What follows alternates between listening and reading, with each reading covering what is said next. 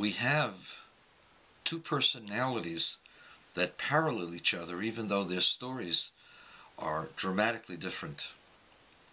In last week's Torah portion, Rashi, the greatest commentary, says to us that Jacob hid his daughter Dinah from the view of his brother Esav because he was afraid that Esav would covet her and he would be hard-pressed not to give her as a wife, but he didn't want his daughter to be married to such a lowlife as his brother Esav. Because of this, Rashi says he was punished, that his daughter would be sexually molested by this man called Shechem. And this is strange. The one who suffers most is Dinah. Why would God put this on Dinah? Because of the mistake of her father Jacob. And furthermore, why is it a mistake? At this point in their lives, both Jacob and Esav are 97 years old. This little girl is 6 years old, maybe give or take a couple of months. How is it possible that a 6-year-old girl should be able to change the deviant sexual practices of a dirty old man like Esav? And think about it, how many people he violated, how many incestuous and adulterous relationships he had gotten into in his long life. A known womanizer from the time he was a young boy. How could a little girl, 6 years old, control him?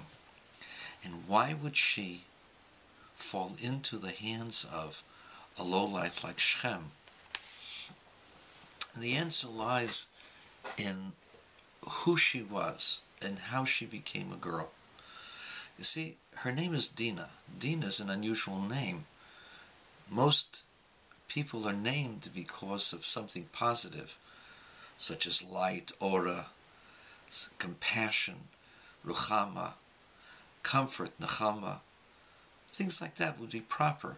Why Dinah, judgment? And the answer is, Leah was having a seventh child as Rachel was having her first.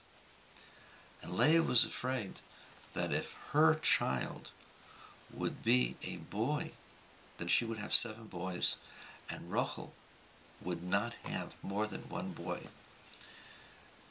And the reason for that is because according to the divine intent, Jacob was only destined to have 12 boys. And there already were 10 boys born. So if her child is a son, then there's 11 boys and there's only 1 left for Rachel. And in fact, what actually was happening was Rachel was having a girl and Leah was having a boy. So Leah prayed that God should change her offspring and the offspring of Rachel.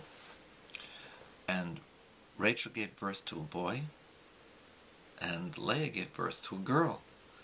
And this was why she called her Dinah, judgment.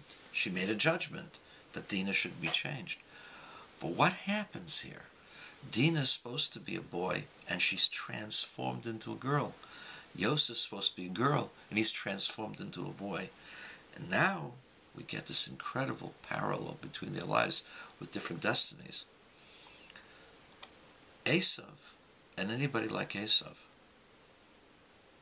was unusual among men. Most men can be affected by their wives. Esav was not affected by his women. He was attracted to them, but he dominated them like any other abuser of women. And so all women meant nothing. They were just toys to him.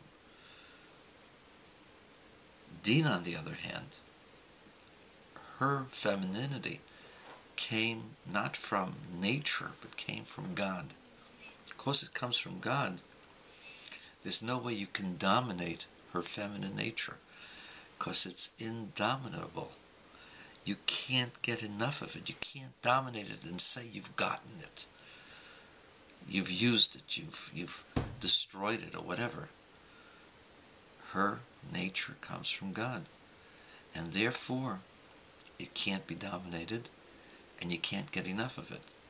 And so Esav would have felt completely beholden and overwhelmed by this little girl because her femininity is otherworldly. And that's the reason why she winds up with Shechem.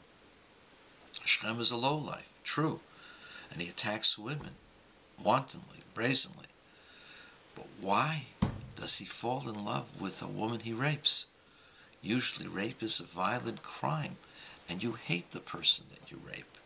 Often the end result is tragic for the victim.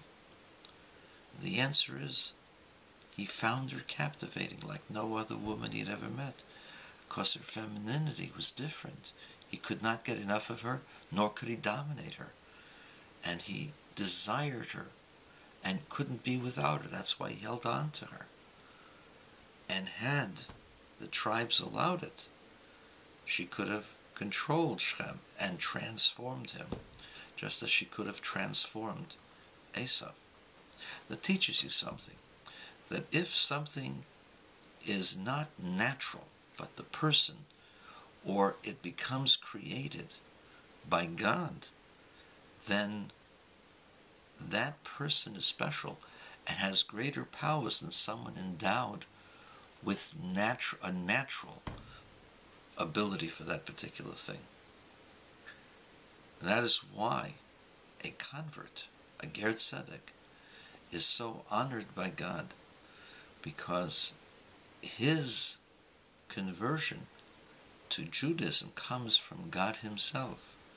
And as such, the convert is able to transform much, much higher levels, much, much lower levels of evil. The convert is able to take evil and transform it into good. And that's what happened with Dinah. Dinah could have taken the lowest of the low and transformed that person to good. And it is my opinion that her karma requires that somewhere down the line she marry either Esav or Shem and change that life for good.